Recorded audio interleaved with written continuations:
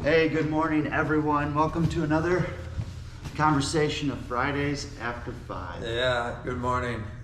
Today we actually got a question from Andy Hudak about how real estate investors from outside the region are impacting our local market here for real estate. So Eric is our real estate guru for investments. That's his specialty. So I figured I'd kind of throw those questions over to you and kind of get your insight on what's happening here in the local Toledo market as it pertains to out-of-state investors. Yeah, so the real estate market's a lot like any other market, right? So the more people, I mean, you go to a farmer's market, the more people there, the better the price, the better chance something's going to sell, right? So just increased competition.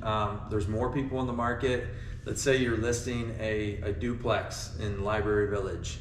It's not just Toledo eyes looking at it anymore. There's multiple real estate agents around here that have multiple buyers that are ready to buy a place that's in good condition, or maybe not even in good condition. But there's plenty of buyers out there. There's tons of competition, and obviously that's going to increase the demand. And technology is getting more advanced.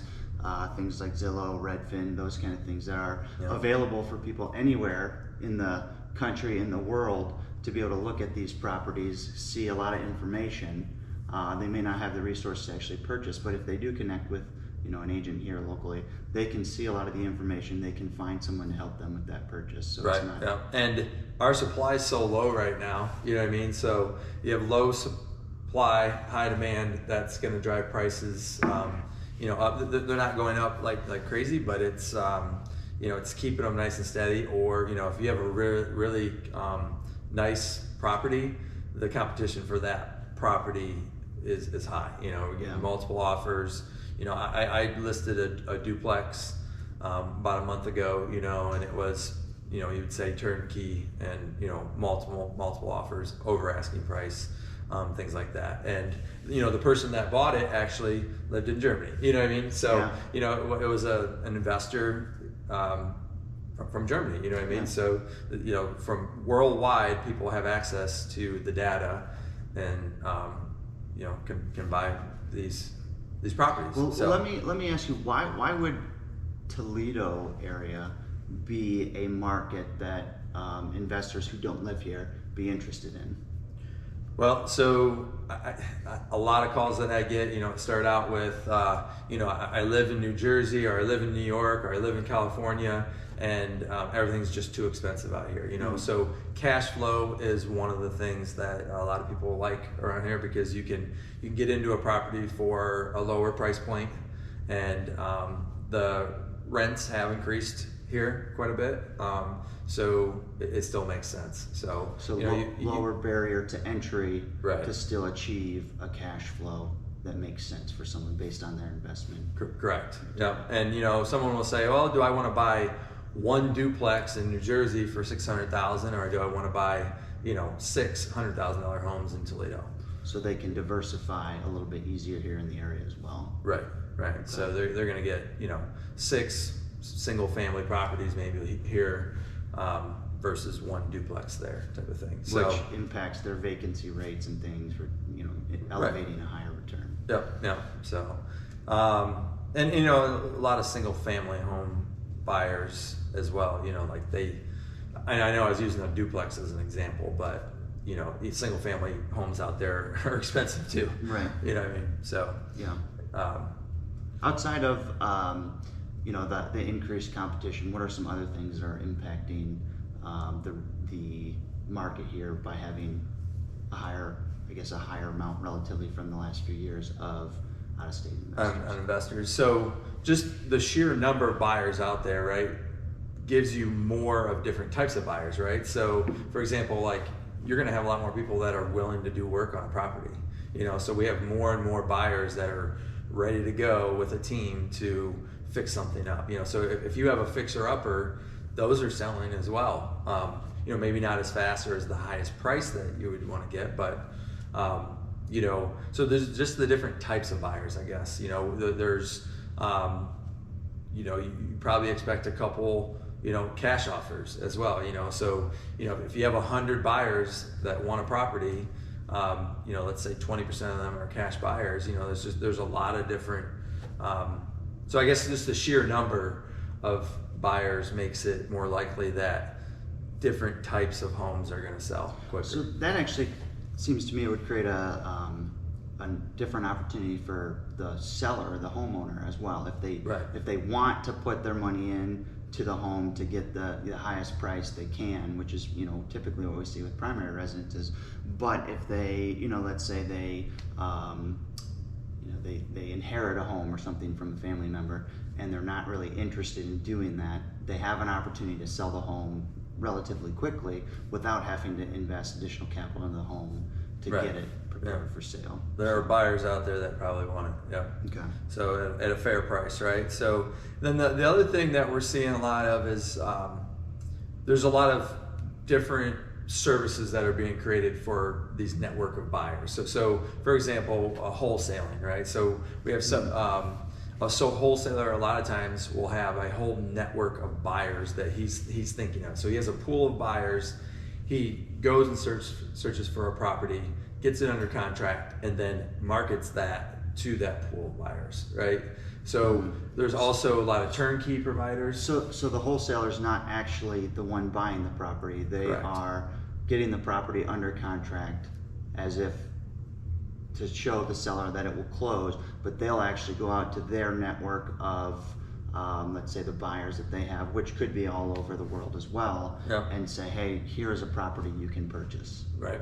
Yeah. So the thing with that, I don't know. Wholesaling is probably a whole nother Friday after 5, but you just have to do your due diligence there, because a lot of times they don't know much about the property that they're selling. Yeah. But anyways, and then you also have just like turnkey providers, so we have some property management companies around town, or just regular individual companies that work to clean these homes up. You know what I mean? So it's an initial sale of, hey, I have this house that needs a lot of work. Someone gobbles that up. Someone buys that, puts the work into it, and then resells it, a second time. So like a flip. Basically a flip. But there's even, but it's a flip to an investor versus a homeowner a lot of times. So that just increases the sheer number of investors that are buying. Does that make sense? Like they're ready to go. I don't, as an investor, a lot of times I don't want to have to worry about cleaning it up. So I just want to buy something that's ready, that's ready to rent. So there's a lot of people that are providing that service for the buyers that are out there. I see. Yeah. So. And how has this impacted? I know you said that rent rates are going up, but an increase of investors outside the area. I mean, is that having an impact on the rent rates here in the area? Yeah, I mean, our rent rates have gone up. I mean, they've really gone up nationwide. Really, the last couple of years, but it sure doesn't hurt that we have a lot of investors that are buying these places, putting money into them, to make them nicer, and then renting them for the top rate. Because I mean, investors know that you're not going to be able to ask for that top of the market or push the rent rates past market rent if you don't have something that's perfect. You know what I mean? So they're improving the condition of the home to justify, whereas something who maybe has a property where the interior was done in the 1970s, all new flooring, all new paint, new fixtures, things like that, someone would be interested in living there, paying a little bit higher to have those amenities. Right. And then you have the collective, there's a couple streets in like Library Village area or whatever, there's a lot of duplexes and everything, a lot of those houses have sold in the last 2-3 years. And I mean, I can't say all of them been improved, but a lot of them have. You'll see a house sell, then you'll have the initial pictures, and then you'll see that it's on the rental market, and you're like, oh wow, they did a nice job with that. So collectively the whole area is becoming nicer, and that's demanding more price for the rent. Yeah. So a higher price for the rent. So sure. Yeah. I mean, I think you and I both have seen an increase over the last year of people who are interested in this area, and I don't think it's random. I think just the lower barrier to entry, as well as there's been a lot of news for Toledo on what's happening in the downtown area, all the investments that are going in, and people are seeing that this this area is something that is on a trajectory that I'm excited to see personally. Right, for sure. I know if you haven't taken a look at the master plan for Toledo, I mean, there's been $200+ million of projects that have already been completed since it was introduced in 2017, and there's something like $420+ million of investments funded for the city, including the Riverwalk in the Metro Parks, the Ribbon ice skating rink that was done. Is going to be opening up next year, and we're just super excited to see all that and the impact it makes on the city. So I think whether or not you live here or you invest here, it's a great area, and it's only going to get better over the next several years because of those things. So if you guys have any questions about investing in Toledo, Eric's here. If you have any questions about just the market in general, we're always happy to answer those questions, and we think it's a great place to invest in and a great place to live in, honestly. Yep. So you said it well. All right, thanks guys. We're always taking questions. If you have questions that you'd like us to discuss or to answer, feel free to send them our way. Yeah, and Andy, thanks for the prompt.